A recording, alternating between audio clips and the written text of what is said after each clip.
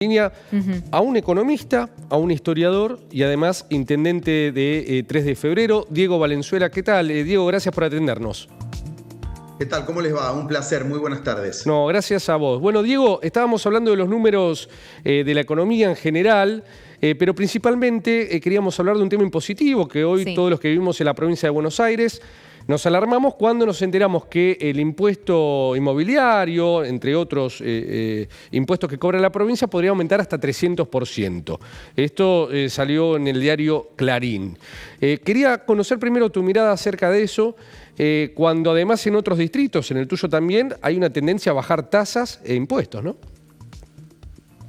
Sí, así es. La provincia de Buenos Aires propone para el 2024 la prórroga del actual presupuesto porque aduce que no hay un presupuesto nacional. En segundo lugar, un endeudamiento de 1.800 millones de dólares para renovar la deuda que vence en el año 24. Y aquí viene el punto, si se quiere, más polémico, que es la impositiva, donde hay una propuesta de un aumento de las tasas provinciales, básicamente el inmobiliario, muy por encima de la inflación. Pensemos que la inflación anualizada a noviembre, saquemos diciembre que todavía no la conocemos y que se supone que va a ser alta, más del 20%, a noviembre está en 140, 145%.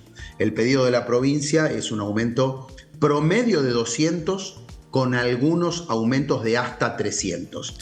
Claramente esto sería un aumento de la presión tributaria sobre los bonaerenses y por esa razón nuestros bloques que están conversando esto con la provincia de cara a la sesión del jueves están pidiendo para poder acompañar y votar este requerimiento de la provincia una moderación en la suba de las tasas a algo que se parezca a la inflación. Sí. ¿Y a qué número te referís? ¿Cuál sería el número ideal? ¿El de la inflación? Bueno, mira, hace un rato nosotros hacíamos un Zoom con los presidentes de los bloques y estábamos algunos intendentes. Soledad Martínez, intendenta de Vicente López, decía que ellos anduvieron por el 120, nosotros en 3 de febrero 125. Es decir, aumentamos algo que incluso está un poco por debajo de la inflación. Pero de ahí a ir a montos que están arriba de 200 y ni hablar 300, nos parece que es algo desmedido, que sería muy difícil de pagar para mucha gente. Entendemos que hay que recuperar el presupuesto a la luz de la inflación para poder seguir dando servicios, pero los aumentos deberían ser acordes a la inflación. Sí. Hoy salió el ministro de Hacienda, Pablo López, a negar esta información que publica Clarín, por eso te cité la fuente. Dice que el aumento no va a ser del 300, que va a ser mucho menos.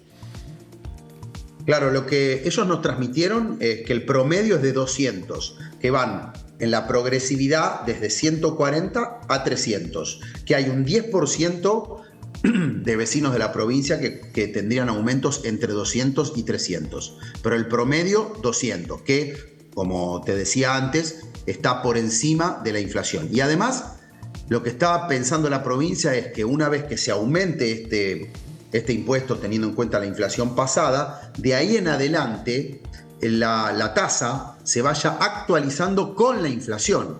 Así que tenemos que tener cuidado entonces que este primer escalón no sea desmedido.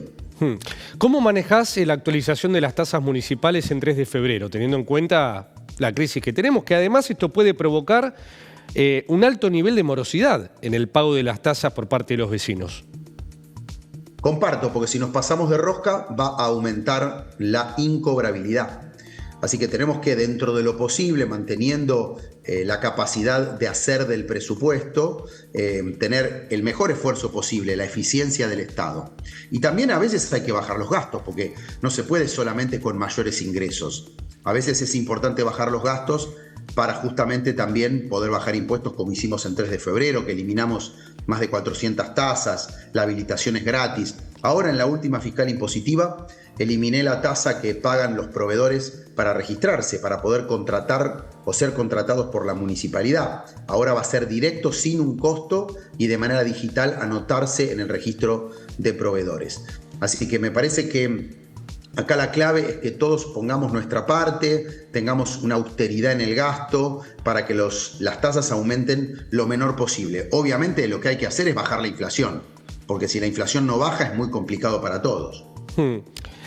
Intendente, usted fue compañero de la facultad del presidente, ¿no?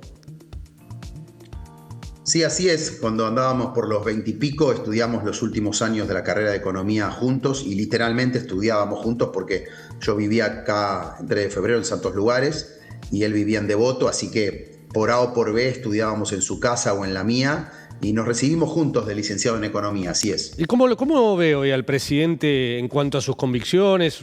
Usted lo conoce hace tiempo, sabe que hace rato que habla de achicar el gasto, achicar el Estado, que él cree en un Estado mucho más chico, pero lo ve en foco con respecto a lo que él quiere hacer y si además mira las consecuencias también de eso, ¿no? Que obviamente son las lógicas, más allá de que tenga razón en tener un gasto mucho más medido. Bueno, Javier Milei, si bien no es parte de mi espacio político, debo decir que es una persona que estudia los temas, que es muy dedicado, ya desde la época de la juventud, él siempre con los modelos, con la teoría económica, con la matemática, evaluando si una cosa funciona o no funciona, con las ecuaciones inclusive, ¿no? Hoy le toca ser presidente, con una carrera meteórica desde que empezó su campaña de 2 años y pico. Yo lo vi la otra vez cuando lo fui a saludar, muy decidido a hacer cambios para un orden económico, para bajar la inflación, y obviamente sabe los costos que esto tiene. De hecho, lo dijo públicamente. De hecho, esto fue parte de su campaña. Creo que es el primer candidato que gana una elección de manera abultada hablando de ajuste. Sí, cosa que no es habitual. Insólito. Ahí se quemaron todos los manuales de los candidatos, ¿no? Porque la verdad que es insólito. Y además es otro de los juegos que está cumpliendo con sus promesas de campaña, que además son medidas negativas, digamos, que no son medidas populares que te dan votos.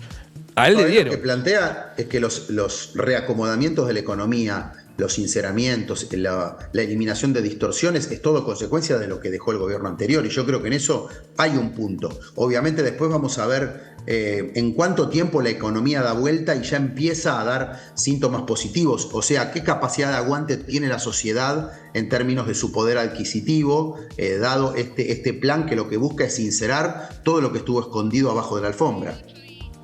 Le hago la última. Usted que está en el primer mostrador de la política, los intendentes son los primeros. ¿Qué ve para los próximos meses? De acá a marzo, abril.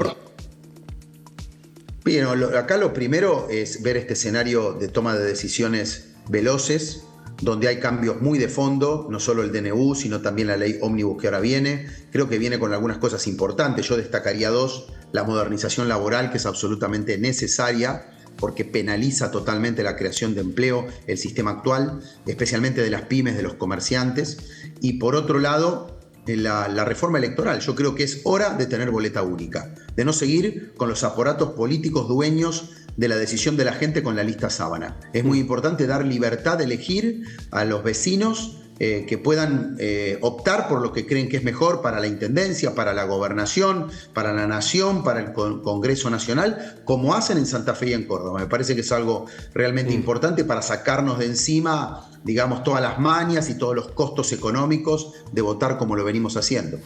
Y en cuanto a su gestión, por ejemplo, ahora vienen los aumentos de la luz, gas y demás, los colegios. Si los padres no pueden pagar más escuelas privadas, usted va a tener que hacer más jardines municipales. Digamos, los gastos que no puede absorber Nación lo van a tener que absorber o los gobernadores o los intendentes. ¿Cómo lo va a afrontar? Bueno, ahí te diría que en general todos los servicios esos ya lo dan las provincias y los municipios. En general la Nación tiene mucho gasto público y hace transferencias, no da bienes y servicios. Eso lo hace más bien la provincia o los municipios. Fíjate el caso de los jardines de infantes. Nosotros tenemos la mitad de la matrícula y la otra mitad la tiene la provincia. Ni hablar las escuelas, que acá no hay escuelas de Nación. O los hospitales, acá tengo 2 hospitales provinciales, sala de salud municipales. Hospital odontológico y oftalmológico municipal. O sea, claramente muchas de estas cosas que hacen a la vida de la gente ya son municipales. Tendremos que ser eficientes. Yo he tomado decisiones de austeridad, ya las vengo tomando antes, ahora de nuevo estoy eliminando entre 5 y 7, llamémosle así, direcciones o ravioles dentro del organigrama.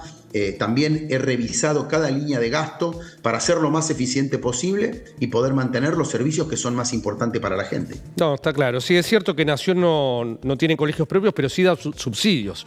A los colegios parroquiales, sobre todo, los cuales, si quita esos subsidios, las cuotas podrían duplicarse. A eso me refiero. Pero bueno, Desde ya creo que eso no lo escuché nunca que estuviera en carpeta, aparte de aquellas ideas tipo el voucher, fueron parte de la primera campaña. Sí, la campaña de eso quedó el pasado. Muy concentrado más en la reforma del Estado y en la reforma económica, en bajar la inflación, que en aquellas ideas que tuvo en la primera parte de su campaña. Y como economista, ¿cuándo puede bajar la inflación?